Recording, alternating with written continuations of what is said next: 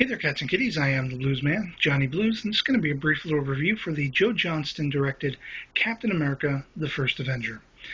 This is primarily telling the story of Steve Rogers, Captain America, who's very much a patriot from the beginning of the story. But when we first meet him, he's this scrawny little asthmatic kid from Brooklyn.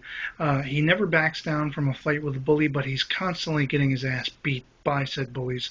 And his best friend in the world, Bucky Barnes, who's about to go off to war during World War II, Steve has the same aspiration. He wants to be able to go off to war and fight, as he sees it, this great worldly bully, the Nazis, and he's been turned down because his health just wouldn't permit it. And as Bucky tells him, he'd be killed, quicker than anyone. So things come to a head when they go out on a night on the town before Bucky's set to leave at this World's Fair type of scenario, where we see such Marvel tropes as the original Human Torch in a blink and you'll miss it framework, as well as Henry Stark, the father of Tony Stark, if memory serves, who eventually would become Iron Man. So it all ties into the build-up to the Avengers. And, it's left to Bucky and Steve, who are arguing about why Steve wants to enter the war, and it's overheard by this scientist portrayed by Stanley Tucci. The scientist is the first person to actually give Steve the chance he deserves.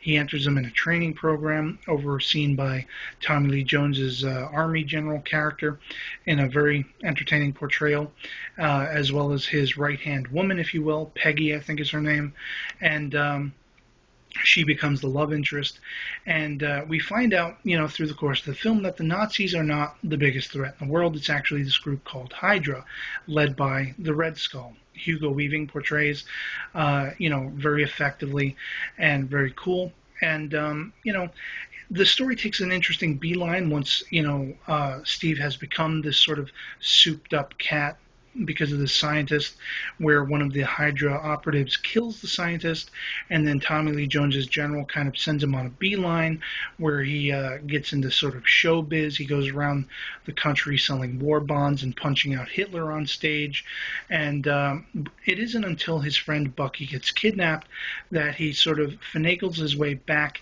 into the war effort and becomes the soldier that everyone is hoping to see. And they figure out what Red Skull is up to, and effectively it's Cap versus Red Skull. Joe Johnston is a cat who did, The Rocketeer, another movie I love, and I believe he has ties to the Indiana Jones films. You can see hints of that peppered all throughout this movie. Lots of great action adventure, and just a fun all-around movie. Can't recommend it highly enough. And if you haven't seen it, you're definitely missing out. So that's going to be all I have to say on it. I suggest you check it out. I hope this video finds you well, and I will catch you later. Peace.